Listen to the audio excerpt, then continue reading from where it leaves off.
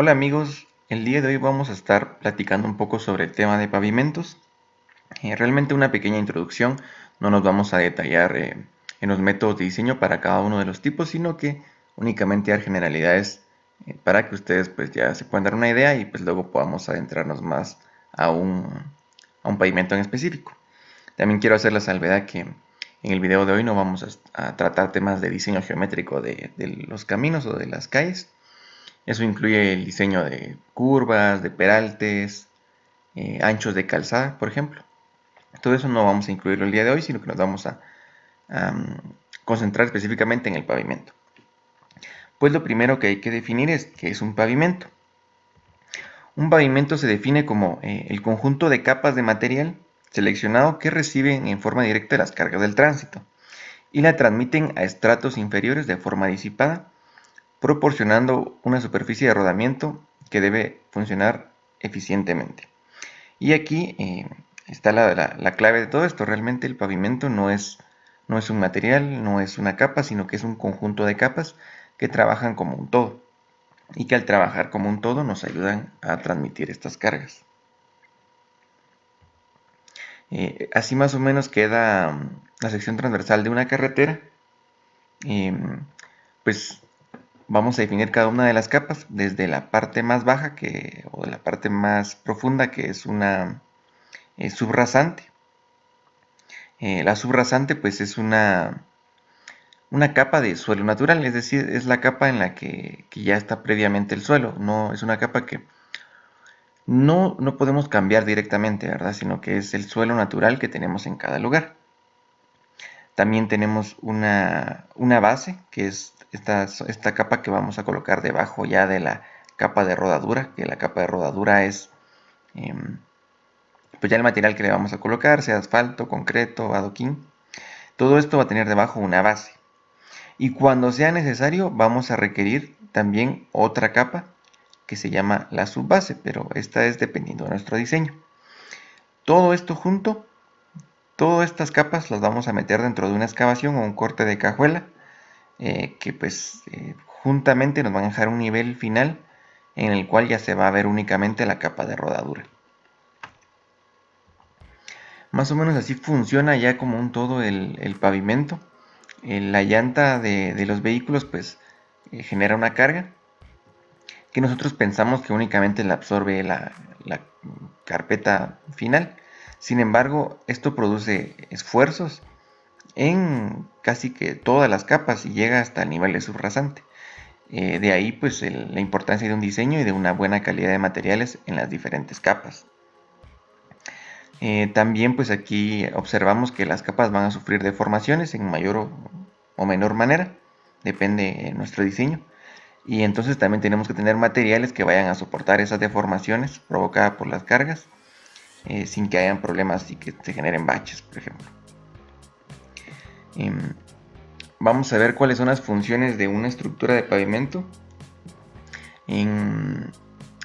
Pues vamos a definirlo en tres aspectos. El primero es en el usuario. El usuario debe de darle que pueda entrar a esta calle, este pavimento en cualquier condición climática. La idea es que tener una calle que podamos ingresar siempre y que no cuando haya lluvia no se pueda usar. Tenemos que tener una carpeta, un pavimento, una calle que sea segura y confortable y que pues reduzca a lo menos posible lo que son los accidentes. Eso es respecto al usuario. Respecto a su estructura, debe de ser resistente al tráfico y al clima, debe de ser tener buen drenaje para que el agua no se genere un problema y debe ser impermeable también. Y también debe ser una estructura que nos evite o nos elimine totalmente el daño a la subrasante. Ya vimos que la subrasante es la capa de suelo natural, es decir, la capa más baja.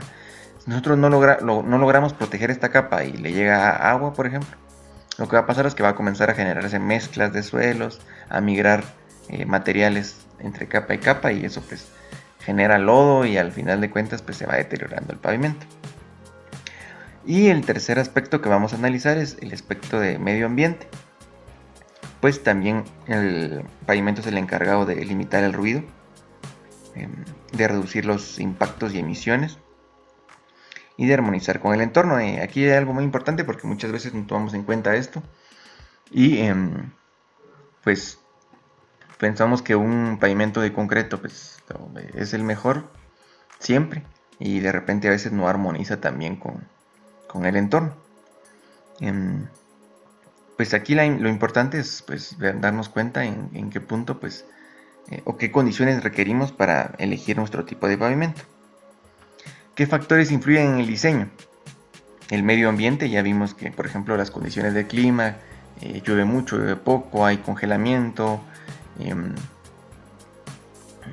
hay mucho calor, todo este tipo de cosas influyen. Hay que tomar en cuenta el tráfico, qué tipo de cargas van a pasar ahí, van a pasar solo autos livianos, van a pasar solo bicicletas, van a pasar transporte pesado, va a pasar transporte ultra pesado, porque también puede darse el caso. Vamos a también, influye en nuestro diseño en lo que es la estructura, vamos a qué tipo de capas queremos tener, qué tipo de material tenemos disponible. Tenemos disponible concreto, nos es más fácil usar adoquín, por ejemplo.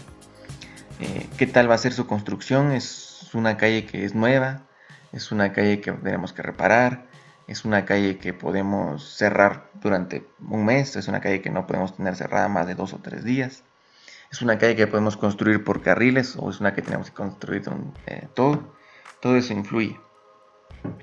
Y por último el mantenimiento, ¿verdad? Es una calle que ya no queremos que haya mantenimiento porque es muy costoso, o no, es una calle que no podemos estar cerrando para bachar, o de repente es una calle que pues sí, de vez en cuando podemos darle mantenimiento. Todo eso nos influye también en nuestro diseño. Continuando, pues ya que vimos que dentro del pavimento tenemos varias capas, una de las capas es la base, y esto también aplica para la subbase en los casos en los que sea necesario. ¿Qué funciones tiene? Pues, o existe también, primero porque empareja la superficie para que se construya la carpeta final. También hace que se reduzcan los esfuerzos en la carpeta. Si solo fuera carpeta y subrasante, habría que tener un diseño muy grande, imagínense que capas muy grandes de concreto, por decirles algo, porque no podríamos soportar ningún tipo de deformación, ¿verdad? Entonces nos ayuda la base a reducir eso, al igual que la deflexión. Estas dos cosas van de la mano. Protege la subrasante, por ejemplo, en cuanto a drenaje, regularmente se utilizan materiales granulares, materiales gruesos que tienen buen drenaje, y eso nos ayuda a que no se acumule el agua en las capas de subrasante, que pueden ser capas, por ejemplo, de materiales más cohesivos o más plásticos. Y también le ayuda a tener una rugosidad apropiada al pavimento. Algo importante que solo vamos a mencionar es que para cualquier diseño de pavimento, aparte de la parte estructural del material que vamos a usar, una gran parte del diseño viene del estudio de suelos. Algunos ensayos que deberíamos de tener en cuenta es la caracterización de suelos, su granulometría, plasticidad, la clasificación del suelo, qué tipo de suelo tenemos, arcilloso, arenoso, limos, propiedades mecánicas. Aquí lo más importante es el CBR, que es el valor, digámoslo así, de resistencia o de soporte del suelo a las cargas de tráfico. Los estudios de compactación, el ensayo Proctor, el control de compactación en campo. ¿Qué materiales vamos a tener de corte y relleno? Porque para hacer el camino vamos a tener probablemente que rellenar partes o cortar, y queremos saber qué tan duro va a ser este material para quitarlo. ¿Qué canteras o bancos de préstamos contamos? Para lo mismo de la base, lo ideal es tener un material cercano, pues que no nos cueste mucho irlo a traer, no tengamos que pagarle a una empresa para que triture material para nuestra base, sino que podamos traerlo de un material cercano. Hay que hacer ese estudio para ver qué tipo de materiales tenemos a nuestra disposición como bancos de préstamo. Y también nos interesa conocer el nivel freático. ¿Por qué? Porque el agua también es un factor muy importante en cuanto al diseño del pavimento. Si quieren ahondar un poco más, les voy a dejar aquí una liga o un video donde hablo directamente de ensayos de suelos para vías terrestres o carreteras. Vamos a hablar un poquito de la AASHTO, que es la Asociación Americana de Carreteras Estatales y Transportes de Estados Unidos. Y toda la normativa que tiene que ver con carreteras nos va a referir a normas de AASHTO. y eso incluye puentes, obras auxiliares. Inclusive los propios ensayos de suelos y de materiales están normados por AASHTO. Pueden ustedes buscar la norma de cada uno. Importante pues por ahora conocer que los materiales se clasifican para la AASHTO según una clasificación especial, según la AASHTO M145. Si no saben cómo clasificar y les interesa el tema, también les voy a dejar un enlace a un video. Y pues los materiales se van clasificando desde el material A1, que es, digámoslo así, el mejor, el que tiene mayor calidad de subrasante, fragmentos de piedra, grava y arena.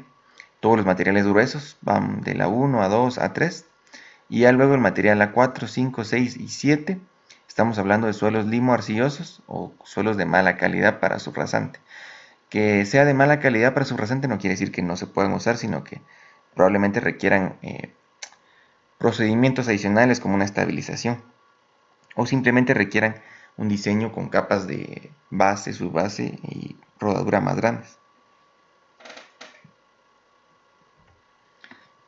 Hablamos un poco de corte y relleno, pues si no lo visualizan, cuando hacemos una carretera regularmente hay que cortar, se generan taludes. Hay que hacer lo menos posible, ¿verdad? Porque uno de los renglones más caros en lo que es construcción de carreteras es justamente el movimiento de tierras, entonces hay que reducirlo lo más que se pueda. Pero también hay relleno, quiere decir que hay partes en las que tal vez tengamos un talud pronunciado y hay que hacer un relleno antrópico para que pues, nos dé el ancho de las carreteras o de las calles. Vamos a entrar ya de lleno a lo que son los tipos de pavimentos. El primero que vamos a platicar es el pavimento rígido, que básicamente es el pavimento de concreto hidráulico. Hecho pues, básicamente de cemento Portland con agregados finos y gruesos, tal como que fuera una losa de concreto. Hay diferentes concepciones y tipologías del mismo. Hay concreto, por ejemplo, el de un pavimento que es únicamente el concreto simple. Algunos que llevan acero, pero por cuestiones de temperatura, recordemos que el concreto se contrae y se estira con los efectos del clima, cambios de clima. Hay concreto o losas de concreto que tienen pasadores de acero para transmitir las cargas entre las pequeñas losas, y hay pavimentos que pues están puramente armados como que fuera una losa. Entonces de eso depende nuestro diseño. Como regla general, entre más grande sea la pastilla o el espesor de la losa, pues va a requerir menos acero por sus esfuerzos, pero probablemente más por temperatura. Entonces es lo que lleva un diseño en particular. Quizás en un video pues próximo podamos hacer un diseño de pavimento de concreto. Algo importante acá son las juntas en los pavimentos de concreto. Aparte del acabado, que pues creo que se ha notado que lo ideal es dejarle un acabado rugoso para generar fricción en las llantas de los vehículos, pero las juntas son algo muy importante. Los pavimentos regularmente llevan juntas longitudinales. Se dice que estas juntas no deberían estar a más de 4 o 5 metros, pero casi lo que se hace siempre es que se dejan del ancho del carril. Entonces ustedes van a ver que entre carril y carril hay una pequeña junta. Esto es puramente constructivo. Pero también hay juntas transversales. Hay juntas de contracción que se dan porque el concreto cuando se cura pues, va a tender a encogerse, ¿verdad? Pero si no hacemos estas juntas, lo que va a pasar es de que se va a comenzar a fisurar como que fuera una losa. Entonces aquí hay que tratar de hacer las juntas, te hacen con una cortadora de pavimento. Se hacen unas pequeñas grietas que no llevan toda la profundidad de la losa, sino que llevan una gran parte. Realmente lo que se hace aquí es enseñarle al concreto el camino de por donde queremos que se raje, ¿verdad? No queremos que se raje transversalmente, sino queremos que se raje justo en la junta, por efecto del calor de hidratación que se genera al momento de curar el concreto. Estas juntas, hay una norma del ACI que voy a ver si les dejo acá, que habla más o menos de que tienen que estar separadas entre 24 y 36 veces el espesor de la losa, no recuerdo, por efectos de temperatura básicamente. Muchos optan por hacerlo más junto, o sea, Entre más juntas, pues en teoría es más eficiente, losas cortas. Pero el problema es que tampoco se pueden dejar tan juntas como me parece que a menos de 1,5 metros, porque ya comienzan a haber problemas de fisuración por eso. Estos cortes, por ejemplo, hay que hacerlos el mismo día cuando se está curando el concreto. Y también hay juntas de expansión. Estas juntas sí ya son no para cuando se está curando el concreto o fraguando, sino ya en ejecución, para que con los movimientos provocados con el tráfico, estos pavimentos no choquen y no se generen fisuras por esos golpes, ¿verdad? Entonces, principalmente en puentes se mira mucho esto, pero también en los pavimentos a veces se dejan juntas de expansión para evitar esto. A veces se deja el espacio vacío, pero lo ideal es dejar un elastómero, como un neopreno, que pueda moverse y encogerse con el mismo movimiento del pavimento. Como una generalidad del concreto hidráulico, pues es un pavimento que tiene un costo inicial mayor, pero que teóricamente es un material libre de mantenimiento que puede dar 20, 30, 40 años de periodo de vida sin mantenimiento, sin bacheo. Aunque pues creo que por nuestra propia experiencia hemos visto que concretos o pavimentos de concreto han fallado en cuestión de meses, años, porque pues seguramente se han realizado malas prácticas constructivas tanto en la fundición del concreto como de repente en la conformación de las bases inferiores. En un pavimento de concreto realmente es la losa la que más trabajo hace y se le transmite poca deformación y poco esfuerzo a las capas inferiores, pero pues siempre es importante. Hay otro tipo de pavimento que es el pavimento flexible, en el cual ahí sí trabaja como un todo, tanto la capa de carpeta asfáltica como las capas inferiores. Pavimento flexible, pues el más típico es el que está elaborado a partir de una mezcla de áridos y de cemento asfáltico, o sea, agregados.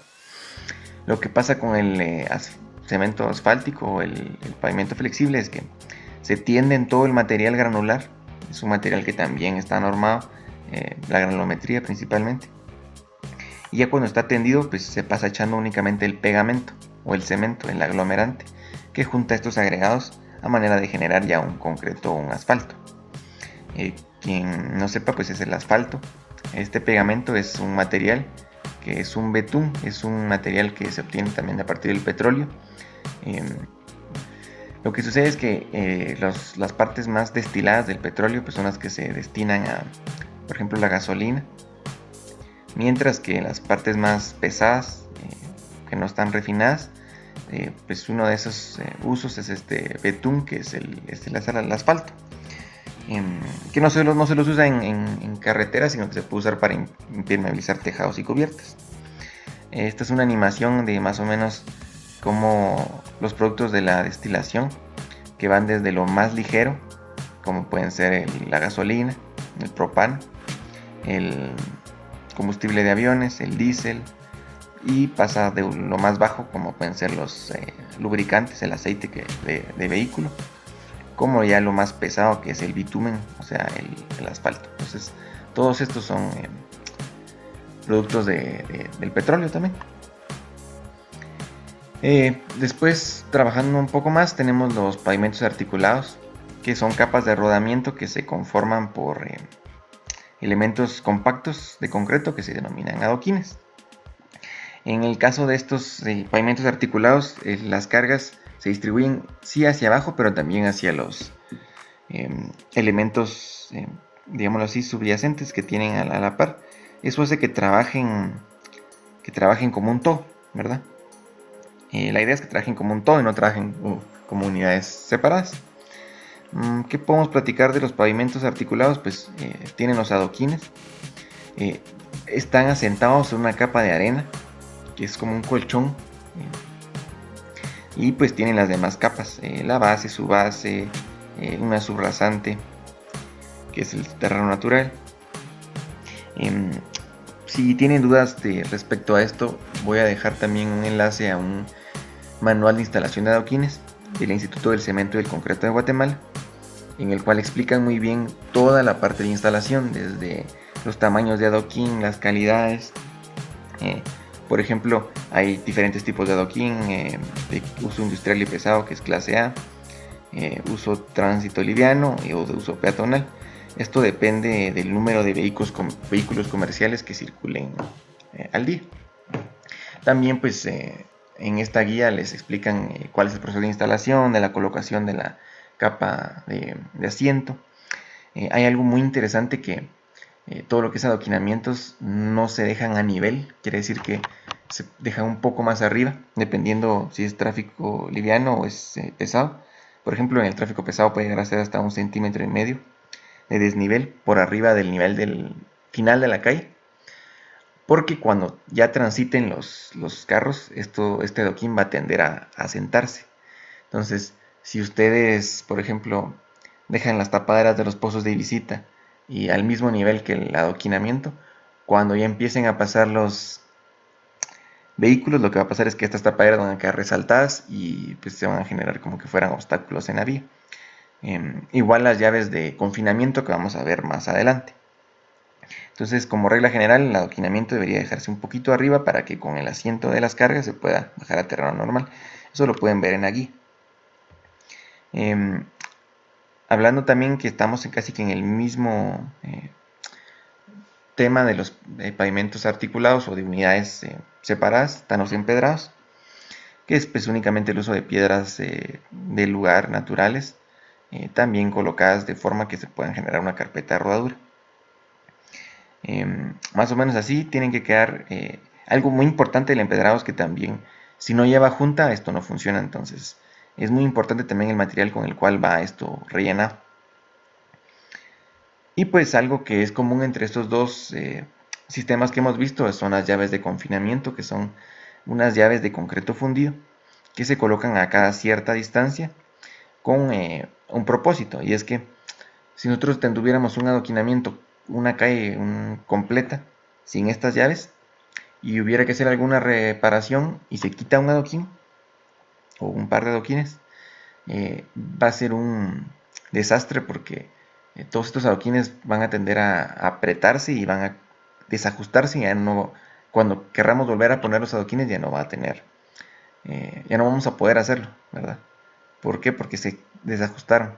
Entonces estas llaves de confinamiento nos sirven para a cada cierta distancia dejar se puede decir una llave, ¿sí? Zonificar, a manera que pues cuando hacemos una reparación quitamos adoquines, estas fuerzas digamos de ajuste no sean tan grandes y también sea mucho más fácil volver a colocar los adoquines. De hecho, una regla general es que en caminos donde todavía se van a hacer muchas reparaciones o se van a hacer introducciones, por ejemplo, de servicios de agua, de drenaje, pues no es recomendable poner un concreto hidráulico porque hay que romperlo, mientras que teniendo adoquines pues se pueden quitar y volver a tapar y colocar con el mismo lugar. Entonces así no hay ningún problema. Respecto a la separación de las llaves de confinamiento, déjenme decirles que esta disminuye respecto a la pendiente. Quiere decir que en un terreno totalmente plano podemos llegar a tener hasta acá 18 metros, incluso un poco más, 20 metros quizás, 21 metros, la separación de las llaves. Quiere decir que en un terreno plano pues puedo tener las más o menos separadas, pero entre mayor pendiente vaya teniendo mi calle, digámoslo así, cuando llegamos a un 23% más o menos de pendiente, y estamos hablando que a cada 5 metros más o menos tenemos que ir colocando las llaves, lo cual es bastante bastante junto. Pero van a notar ustedes que en las calles que tienen mucha pendiente, más o menos a esa distancia, si no es que más pegadas están las llaves. Entonces, a tomar en cuenta también en la colocación de llaves de confinamiento. Para eso pues se puede revisar un detalle completo de lo que es la pavimentación con adoquín. Hay otros tipos de adoquines un poco más sencillos para ir ya terminando. Tenemos tratamientos superficiales cuando pues, no alcanza para poder colocar un pavimento. Únicamente se le da un tratamiento a la subrasante, o sea, al terreno natural, que pues son capas a veces del mismo bitumen, que por ejemplo se le puede poner solo la lechada asfáltica. Hay algunos riegos que ya son fórmulas químicas preparadas que venden y que se riegan junto con el agua, a manera que este suelo se quede más estable, no sé, genere polvo, digamos, que eso poco a poco va provocando pérdida de material y agujeros, ¿verdad? Entonces existe este tipo de tratamientos, y también el famoso balastrado, que es únicamente agregar agregados, valga la redundancia, de gradación abierta. O sea, encontramos un poco de piedrín y lo vamos tendiendo en toda la carretera para que pues esto vaya mejorando un poco el rodamiento de los carros, ¿verdad? No se genere tanto polvo, que es algo común en nuestros caminos rurales. Y también hay superficies estabilizadas o capas estabilizadas, que es la propio terreno natural, pero que a través de agentes químicos, por ejemplo la cal en terrenos arcillosos, el cemento en terrenos gruesos, hace que se mejore un poco las calidades del propio suelo, y únicamente utilizando movimiento de tierras, en este caso una motoniveladora, la vamos tendiendo, y esto genera una mejora en el terreno, ¿verdad? Sin tener que invertir en un pavimento más caro. Recordando las primeras diapositivas que platicamos, todo esto va a depender del tráfico y de la demanda, ¿verdad? Entonces, un tráfico liviano, un tráfico que es muy pocos, la cantidad de vehículos, tráfico promedio diario, pues se puede trabajar con un terreno así sencillo, ¿verdad? Pero calles o carreteras donde hay mucho tráfico, pues sí es necesario o amerita pavimentos un poco más trabajados. Y pues hay otras soluciones como son resinas, mezclas de suelo o el trabajar con emulsiones asfálticas. Solo como un recordatorio, todos estos pavimentos pues tienen su propio, aparte de su drenaje, como puede ser cunetas, tragantes transversales, de esos que van tomando el agua transversalmente, valga la redundancia. Esto tiene un bombeo, quiere decir que actualmente casi todas las calles tienen una pendiente hacia los lados, a manera que el agua pluvial se vaya en cunetas o dentro de la propia calle, se pueda desfogar. En la antigüedad pues también habían calles con el bombeo hacia el centro, como por ejemplo las calles de Antigua Guatemala, en la cual es en el centro de la calle o de la calzada, en el cual se transporta toda el agua. Y ahí pues están las como reposaderas en las cuales se va introduciendo el agua pluvial hacia el sistema de drenaje pluvial. Para que se tome en cuenta también lo que es el drenaje en todos estos pavimentos. Y pues si tienen más dudas, la idea es que en Guatemala tenemos un libro que son especificaciones generales para construcción de carreteras y puentes, mucha información basada en AASHTO. Y aquí pues yo les voy a dejar ahorita una muestra de más o menos, es un libro, es un PDF bastante grande, con muchas secciones, que les va mostrando todo el procedimiento de construcción de una carretera, desde el movimiento de tierras hasta los pavimentos, hasta el corte y relleno, el uso o mantenimiento, obras auxiliares, fundición de bordillos, etc. Desde un punto de vista técnico les dice a cada cuánto tiene que haber ensayos, qué ensayos hay que hacerle a los materiales, etc. Entonces, por si le quieren pasar echando un ojo, la diapositiva tiene un libro azul porque generalmente nosotros pues es la terminología más común, es llamarle libro azul, porque anteriormente pues era un libro azul donde venía esto. Pues actualmente trabajamos ya con medios digitales, ¿verdad? Pero por si escuchan esa terminología. Básicamente eso es lo que quería compartir con ustedes el día de hoy. Espero les haya agradado y nos vemos en un próximo video. Muchas gracias.